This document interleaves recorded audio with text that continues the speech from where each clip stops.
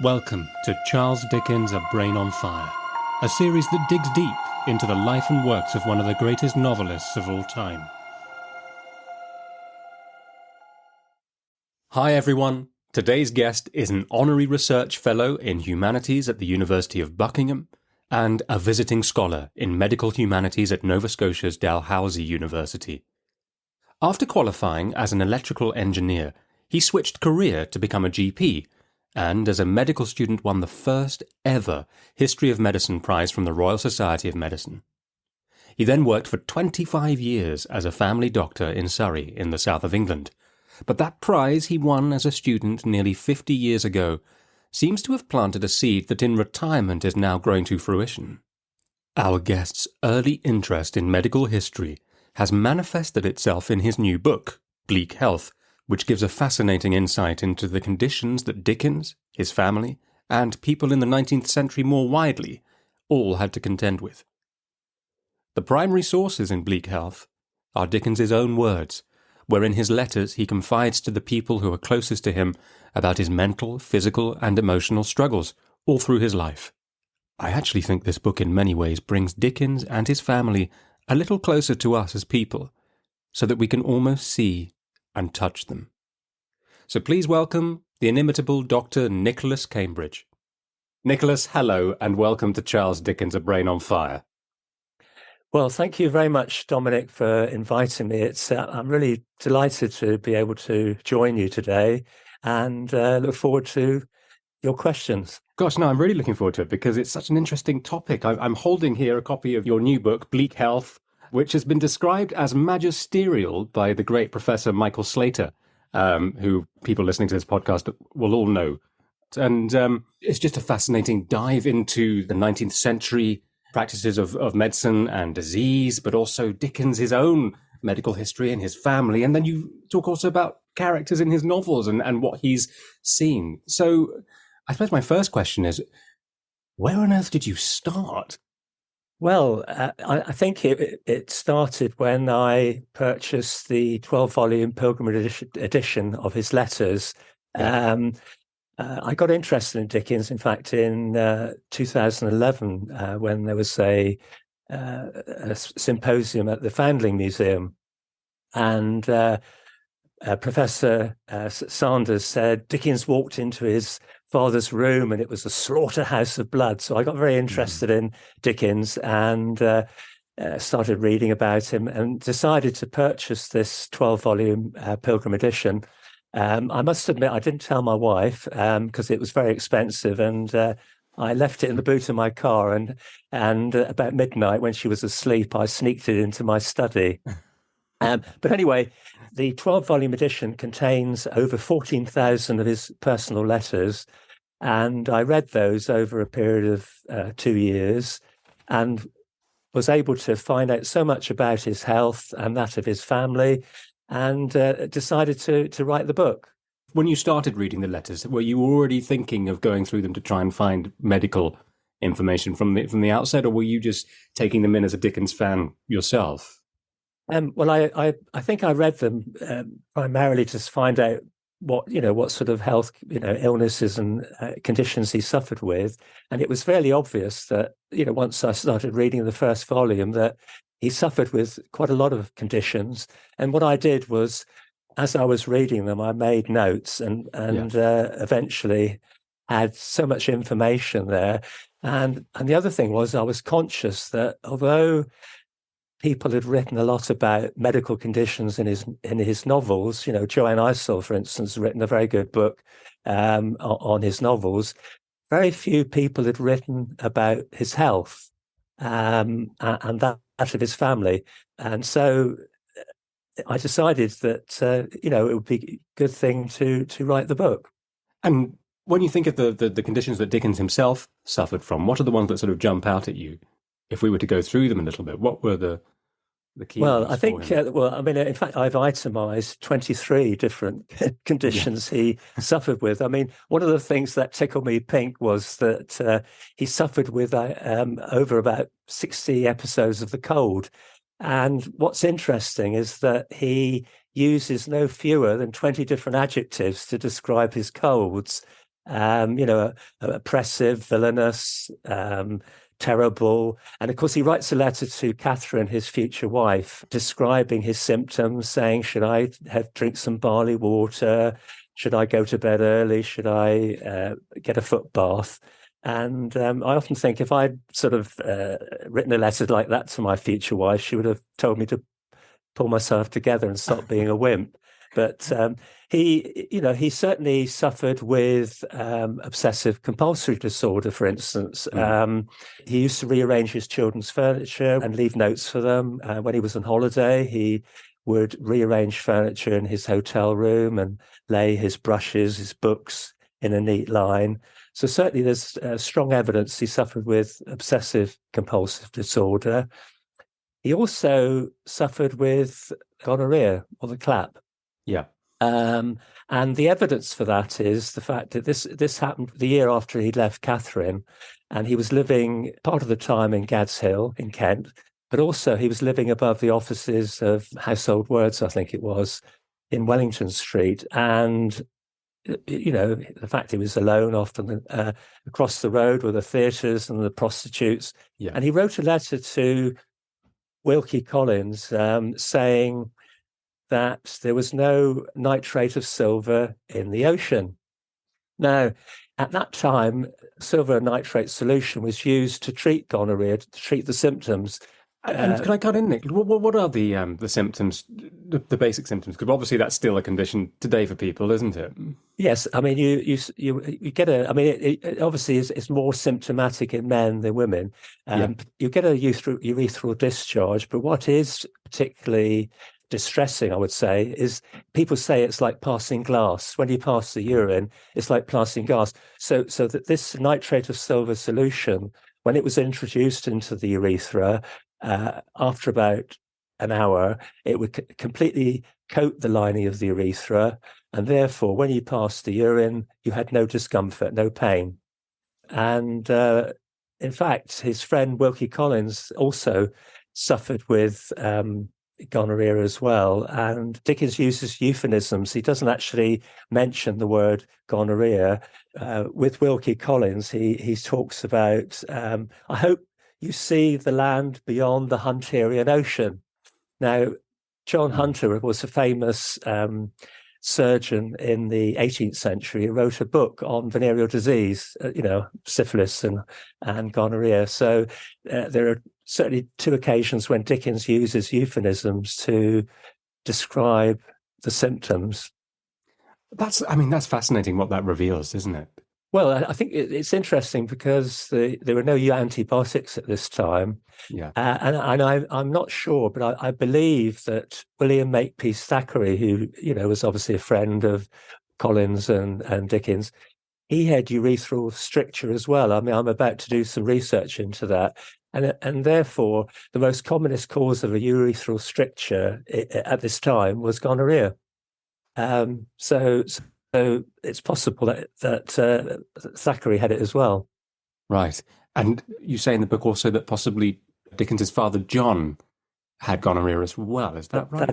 That is true. They had to get the urethral expert, Wade, to see him. But what's fascinating is my friend who's a urologist and I did some research, and we looked through this book on urethral strictures, and it gives, in one of the chapters, it gives a lovely case histories of patients. And one of the case histories matches exactly his father. And, this I write about this in my book. And certainly on his father's deathbed, he does sort of say that he wished he would have talked about it earlier. But it's very likely that his urethral stricture was gonorrhea as well. Right. And particularly if you think about it, there's no antibiotics. So if you got an infection, a stricture was possible. And of course, the average GP could probably treat the strictures. It was only sometimes when you had to get an expert in to treat it. Yes. It's so interesting, when you're going through Dickens's ailments throughout his life, and you mentioned the colds that he was prone to have. Is it a chance it was more than a cold for him, and that it was him slightly misdiagnosing it for himself? Was it something more severe, or influenza, or the cases I identified definitely were colds. So he did suffer with influenza on 2 occasions, and he actually mentions that. Right. And this was at a time when there were, obviously a lot of cases around. But one year, I think he had 3 colds. I mean, at the time, I mean, he was, working extremely hard, as you know. I mean, he lived in the fast lane, certainly, and not surprisingly, when he was a young journalist, I mean, he was traveling all over the place, wasn't he? Yeah.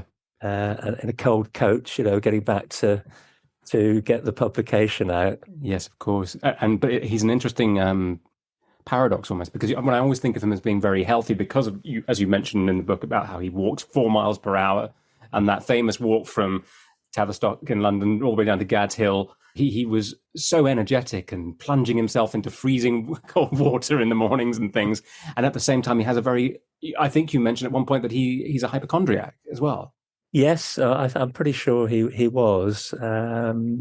Yes, he it's certainly very likely he was. I mean, he worried a lot about his health, and certainly when he talks about the colds and uses 20 different adjectives. Yes, I think he probably was a hypochondriac.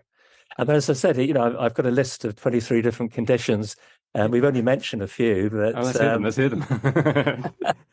The hypochondria is interesting because I always wonder, because obviously you were a doctor, you're a retired doctor now. How, when you're, in practice, how do you yourself avoid hypochondria? If your daily life involves patients and you're looking at their conditions and everything, and that's so much in your own mind, did you ever yourself have moments of sort of concern when it came to looking at all of this? Or do you always have that forensic part of your mind where you're separate from it? Do you sort of mean? Because it's not everyone that can do that, I don't think.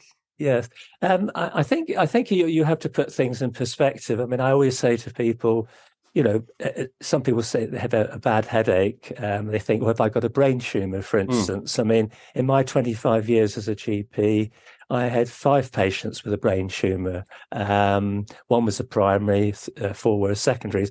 Meningitis, probably about 5 cases in 25 years. So if you put those sort of things in perspective, then you're less likely to become a hypochondriac. I must admit, one of our friends, she used to bring her children round to knock on the door, and ask for advice. Every time that one of their children got a spot or something, she'd be worried about something serious. But certainly, I've never really had any worries about being a hypochondriac. No.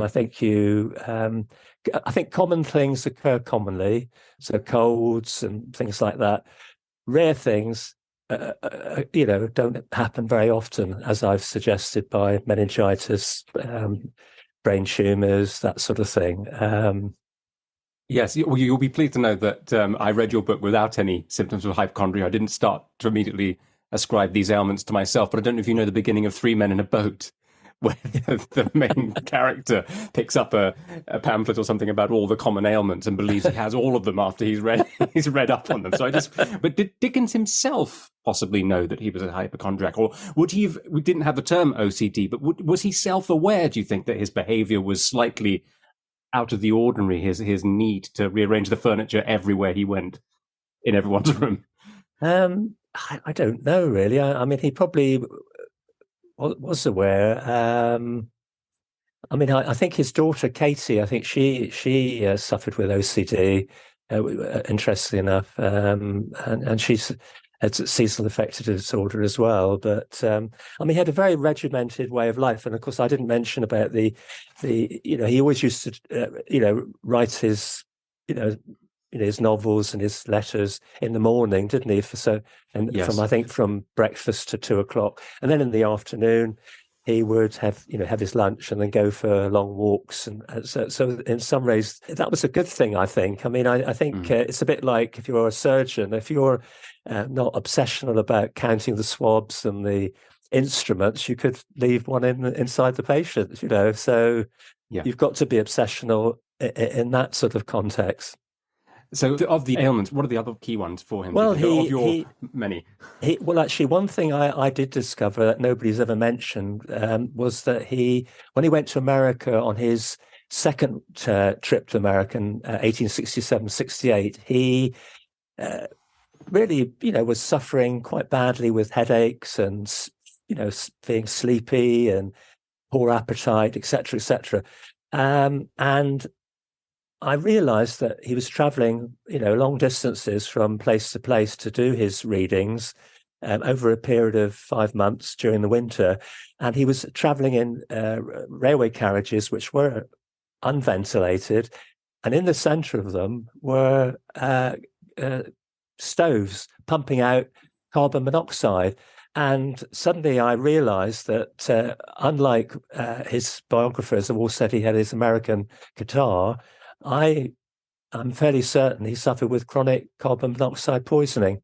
Gosh. And what's interesting is when he returned to England on the SS Russia sailing ship, within 4 days, all his symptoms completely disappeared. And he said he enjoyed a Gadsil breakfast, that morning.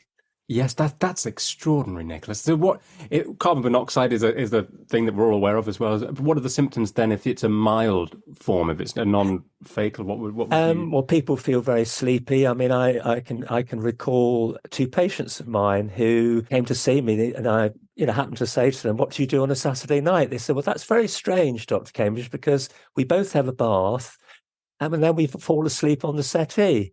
And I sort of said to them, "Well, whereabouts is your gas boiler?" And they said, "Oh, it's in the bathroom." I said, "Well, does it give off a bit of smoke and does it smell a bit?" They said, "Yes." I said, "Change the boiler and you'll probably find that you've got mild carbon monoxide poisoning."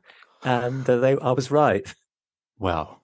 So, yes, I mean, I think, the symptoms, as I mentioned, are, tiredness, perhaps lack of appetite, nausea possibly. I mean, what happens is that carbon monoxide binds to the hemoglobin in the blood many, many times stronger than oxygen. So obviously in severe cases, of course, you would die. But certainly with Dickens, all these journeys he was making in these carriages, his appetite was appalling at the end. I think he was just living off champagne and beaten eggs and things, wasn't he? Mm. Yeah, sort of stomach churning stuff. And obviously he has seasickness on the crossing, doesn't he, to America, certainly in 1842. I wrote down in my notes Dr. Dickens at one point, because in the crossing he sets up a sort of a mini academy on deck. He kind of treats people from his medicine box. That's right. It was, yes, he went to America in 1842. And of course, when he went on holiday, he always took a medicine chest with him. And on his return journey, as you mentioned, the captain became ill. So together with 2 colleagues, I think that he called them Ben Allen and the other chap, I forget his name, they formed a club called the United Vagabonds. And every morning he went round with his medicine chest and handed out various potions and plaster, and had a pair of scissors. So they actually treated the captain and some of his sailors who were unwell. That's extraordinary, isn't it? I think what this highlights also is the professional side of medicine in that time, and the very, very unprofessional amateur.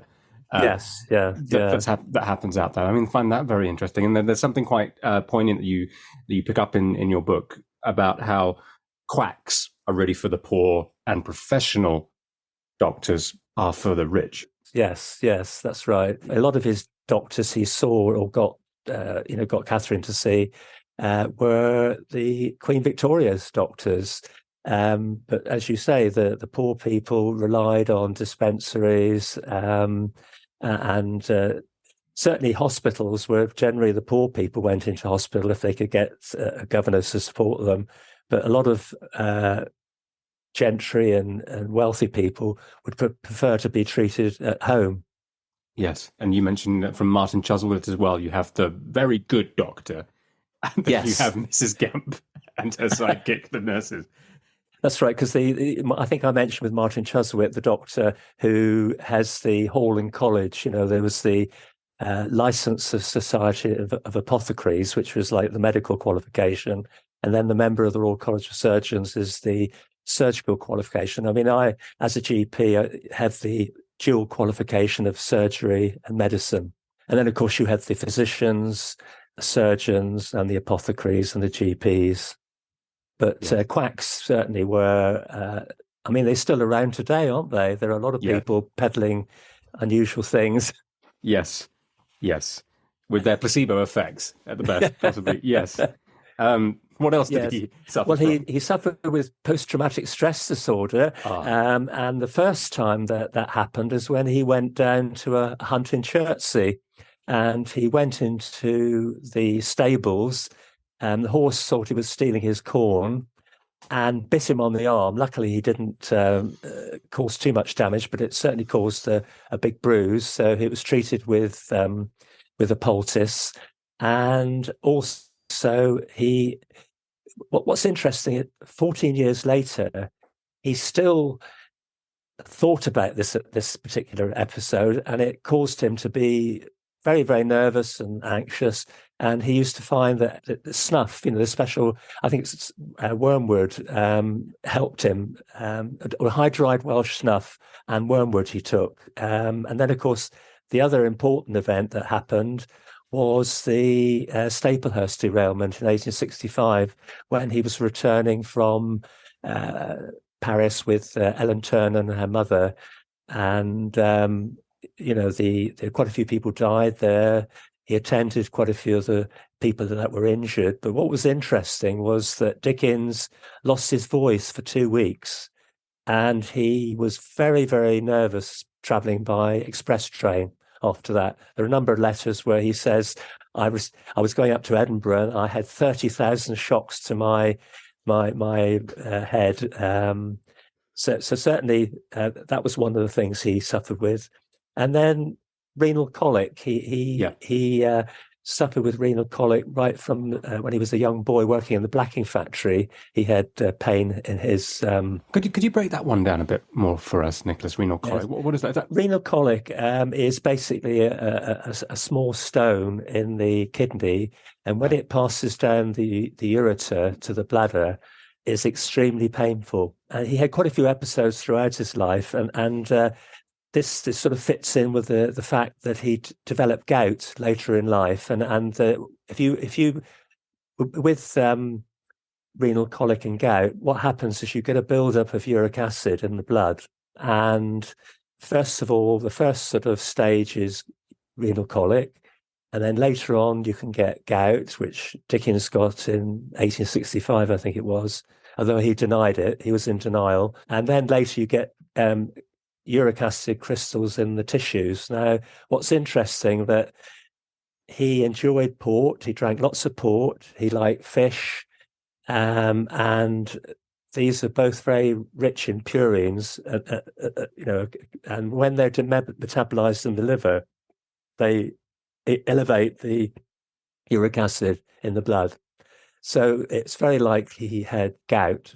Right. Why do you think he wanted to deny it? The reason is, and I've done a lot of research into this, was that two of his close friends suffered badly with gout. John Forster, Right. who who wrote his biography, and particularly Wilkie Collins. Now, Wilkie Collins suffered terribly with gout. I mean, he was crippled quite a lot of the time. He had to spend days in his house, and I think Dickens, seeing his two close friends suffering so badly with gout, I think that's the reason he was in denial, because he didn't want to suffer like they did. But certainly,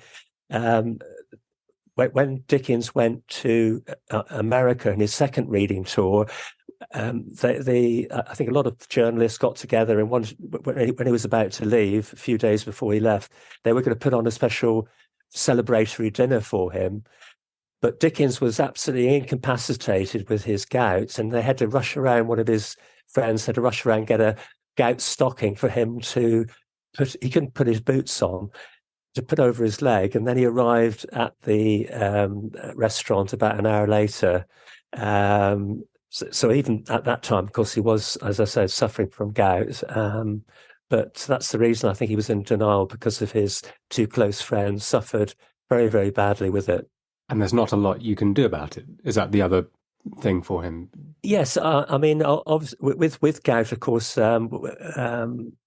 people wear a special boot, a protective, very felt boot. And I mean, you can put poultices on to try and reduce the inflammation. And then there's a drug called colchicum. I think I may have pronounced that wrong, which helps to reduce the uric acid. But of course, they didn't have any anti-inflammatory drugs like they've got today. Right. And it usually affects the big toe. I mean, it can affect any joint, but most people, it affects the big toe. So So Lester Deadlock suffers from it, doesn't he? that's absolutely right. It's almost like it's a mark of respectability in It the is. aristocracy. And of course, he in Bleak House, he talks about it quite a lot, doesn't he? Or gives a long passage about it. But of course, another condition that Dickens suffered with was trigeminal neuralgia. Now, what's interesting is Dickens calls it tic douloureux, which is the other name for it. And what it is, it's inflammation of the fifth cranial nerve of the face. And it's extremely painful. And he had, I think, about 10 episodes throughout his life. And what happens? What happens when you have that? Well, I mean, it's I mean, he took lots of laudanum, which opium to relieve the pain. Perhaps a poultice occasionally, but it's one of those conditions that you just get a slight flaring up of the inflammation of the nerve, and then it resolves. Did there ever any patients that came to you with that particular one? I mean, I imagine dentistry could trigger something like that possibly if you go in for treatment. Yeah. Yes, I mean there are obviously modern day drugs to treat it, but certainly in those days, you probably, like the Dickens, took just laudanum, opium. But one thing, I'm slightly winding back, just a couple of diseases back into this, but the post-traumatic stress disorder is very interesting, isn't it? Because of course that's a very modern understanding and terminology, and the symptoms. The first one you mentioned was about him losing his voice. Is that a common symptom from PTSD for people? Is that?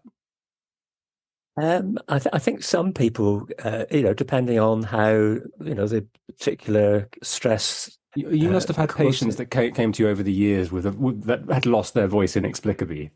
And what do you do in that situation? I'm sure you must have had people coming in on that. I suppose the commonest would be if they've got laryngitis, due to an infection. But I mean, you have to be careful because obviously they could have perhaps a tumor of the vocal cords, or even if occasionally you can get people who have perhaps a tumor in the chest, that it can affect the phrenic nerve. So, I mean, there are a whole list of causes of people losing their voice. Or certainly if you've had like a cancer of the thyroid, that can affect the nerves. But certainly laryngitis is probably the commonest cause. Right. So, and he's obviously having the anxiety as well, isn't he? The anxiety attacks on the train. But you also make that connection in the book about he dies on the 5th anniversary of Staplehurst. That's and you correct. Connect that with PTSD. So is there in the subconscious even, I don't know, what do you think about that? It is strange. I mean, I think it is just pure coincidence. I mean, he, as you mentioned, he died of apoplexy, or today we would call a stroke. Yeah. He had, prior to that, he had two episodes of what we call transient ischemic attacks, which are temporary impairment of the circulation to the brain.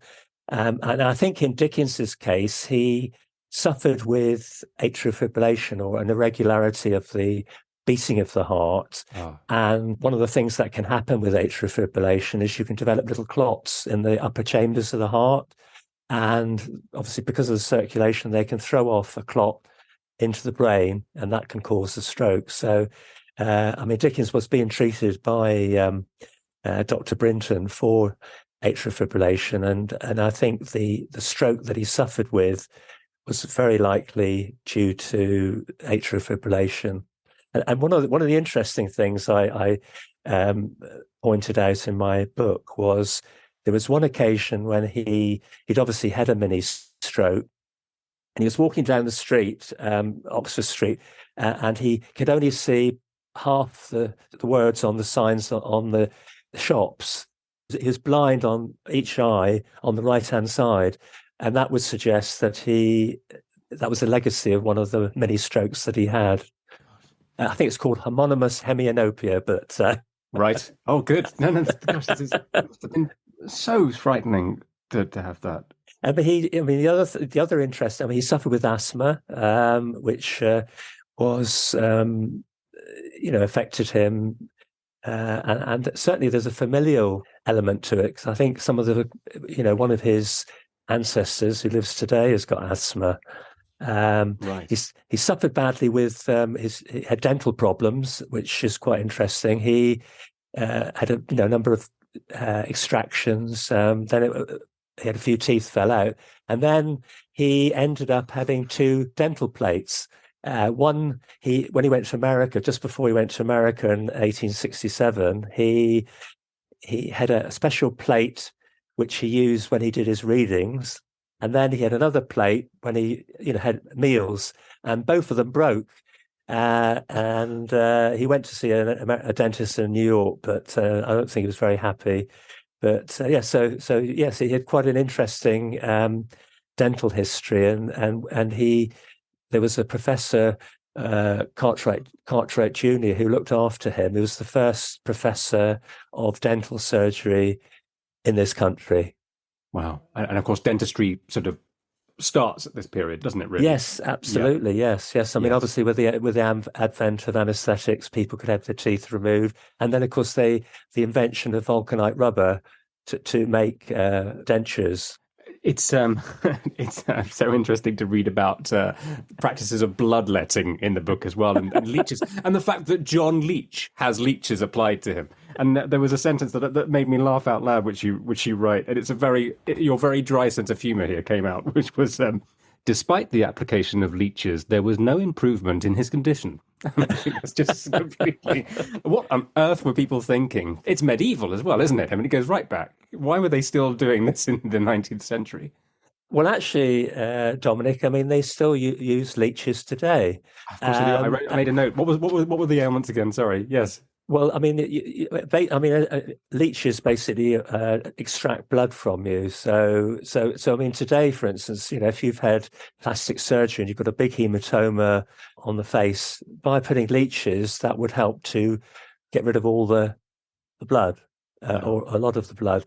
But certainly, they are still used today, like maggots are still used today for sloughy wounds.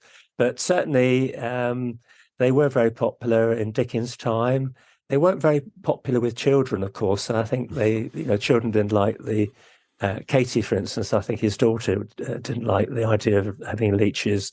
Instead, what they used to do is either put a plaster on, not in the sense what we call a plaster, like an elastoplast. These were plasters that had various substances on, and of course poultices were very popular, cabbage leaf poultices, that sort of thing. Yeah, well, that's really interesting, because I'm very, very, my initial reaction is to be very hostile to leeches, thinking they couldn't possibly do any good whatever, but that's actually, it's not all quack medicine and applying those. That's really interesting.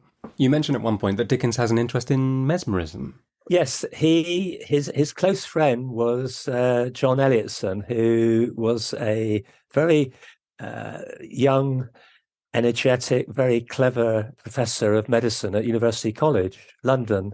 He also became president of the Medico-Chirurgical Society, which is now the Royal Society of Medicine. And anyway, Elliotson suddenly got interested in mesmerism. And he had these 2 Oki girls in the hospital, much to the displeasure of the consultants there. And these were very meek and mild girls. And he used to take them into the big sort of theatre and invite the gentry. And from being very meek and mild girls, he would mesmerize them, and he could get them to do different things. And eventually what happened was that one evening, one of the girls, the older sister, went around one of the wards and started saying that patient is going to die. that patient's going to live, that patient's going to die. And the consultants heard about this and were so furious that they asked him to leave. But of course, mesmerism was very popular then in certain circles. I mean, they amputated somebody's leg using mesmerism, for instance. And Dickens got interested in it. He when he went to America in 1842, he mesmerized Catherine, his wife, and he also, when he went to Bonchurch, his friend John Leach was on holiday with him, and he got concussed with a wave, and got very distressed one night and wasn't able to sleep. And so Leach's wife came to Dickens and said, "Please, can you mesmerize him so he can get a good night's sleep?" And so Dickens went along, mesmerized Leach, and he was able to get a 3 or 4 hours decent sleep. And the other interesting thing was that when he was in Genoa, he got very friendly with Madame de la Rue, a banker's wife, who suffered with phantoms and other sort of problems. And Dickens used to mesmerize her.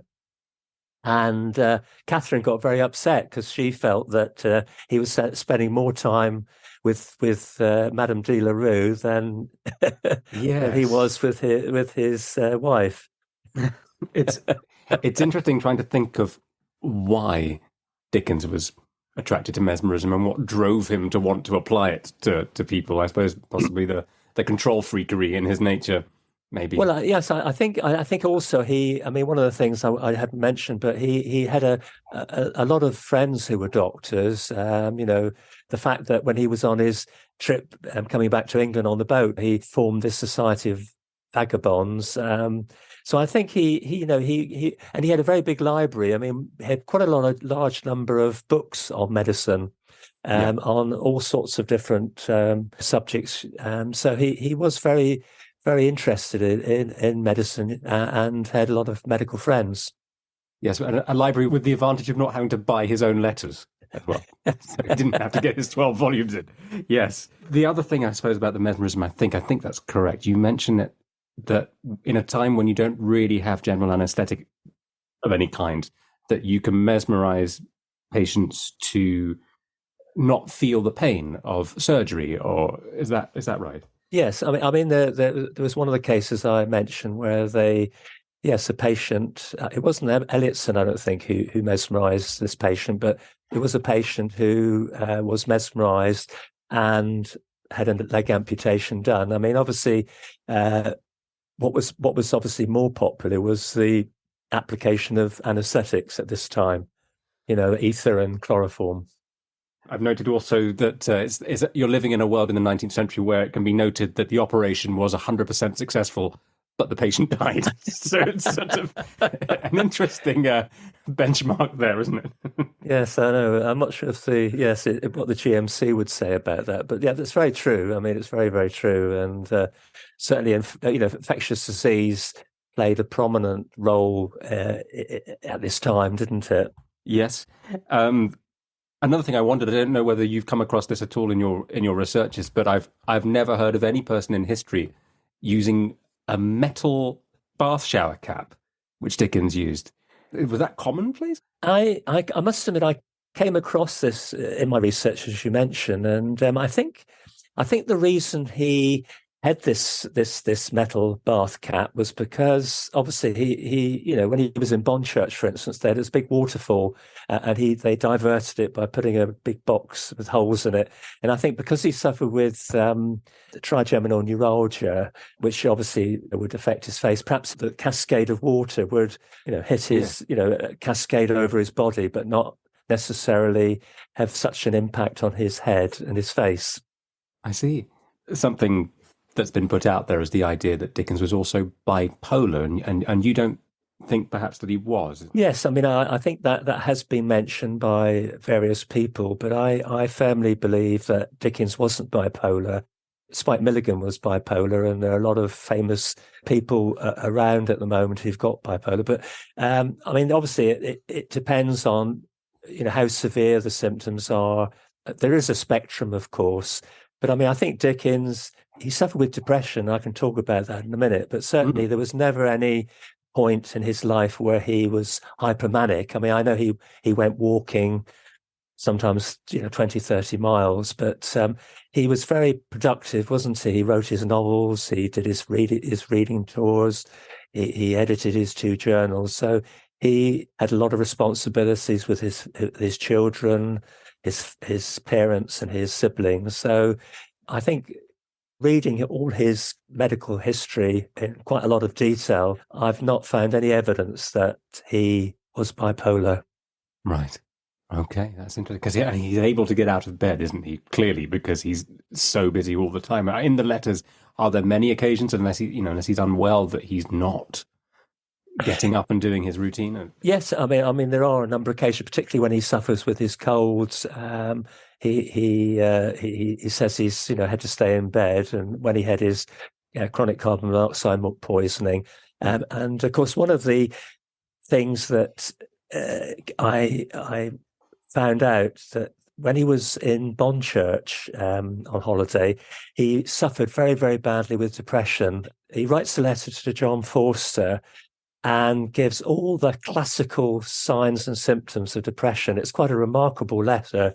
Anybody who's suffering with depression or it tells you, you're feeling tearful, poverty of thought, he says, brushing my hair, everything is very, very difficult. Even walking 10 miles is an insupportable distance, but it's certainly, and getting out of bed, he finds it very hard. So on that particular letter, it describes, certainly depression in a very great detail. Gosh, but he was able to work his way out of it. Yes, yes, he was. Yeah. Yes, he was able to work his way out of it. Wow. There was one other thing circling around this period that I was very interested to hear your thoughts on was phrenology. That practice of being able, and I think Scotland Yard used it, didn't they, to try and sort of make a face to know what a criminal looked like. Is there anything in that? Is there anything from that research from that time that isn't just debunked now as stupid or inaccurate or unscientific? Well, I suppose if you think about it today, we've got MRI scanners, CT scanners, et cetera, et cetera.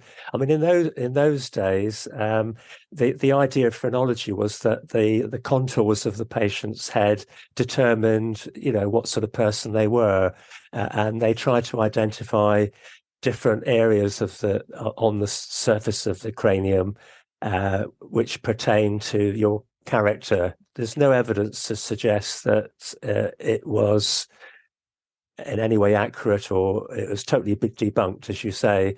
But I've got a phrenology bust in my study. I think they're quite popular. But I suppose if you think about it, without the ability to look into the body and do all the scans that we can do today, it's quite reasonable for them to believe that they could identify certain traits in people. But certainly, to my knowledge, that by feeling somebody's sculpt, there's no way you can identify any problems. If you remember, Wilkie Collins had a slight bump on his forehead. Often if people have been delivered by forceps, some of them did have unusual shaped heads, certain genetic conditions, you have different shaped heads, that sort of thing. But certainly it's been totally discredited. Right. But you've still got the bust there at home, just in case you make any kind of breakthroughs on that. It's such an interesting angle that you're looking at this, because one of the challenges for a series like this is trying to find all the different ways into the same thing and not be circling back all the time and repeating. This is, and I enjoyed reading your book so much. It's such a great read. And my parting question for you really is, what's next? I think you mentioned something about Wilkie Collins when we were exchanging messages. Is that your next leading project? Well, I've just written a paper on Wilkie Collins and his medical history. It's obviously it's not a book like Bleak Health, but it certainly covers Wilkie Collins's florid medical history and, of course, his close relationship with Charles Dickens. And then I'm hoping to do another paper on William Makepeace Thackeray, because he suffered with a urethral stricture. So I want to find out a bit more about that. Oh, yeah, these writers, they were all at it, weren't they? Gosh. Dickens's frenemy.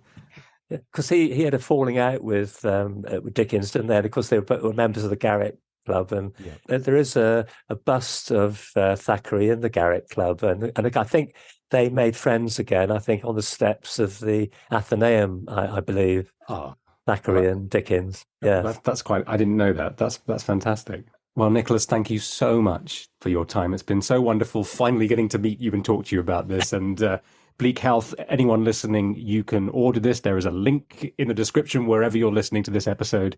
And yes, all the very best, Nicholas. And we should maybe talk about Wilkie Collins another time if you'd like to. I'd be very interested in doing that too. Yeah. Well, thank you very much for inviting me. And I certainly have enjoyed listening to all your other podcasts. I think they're wonderful.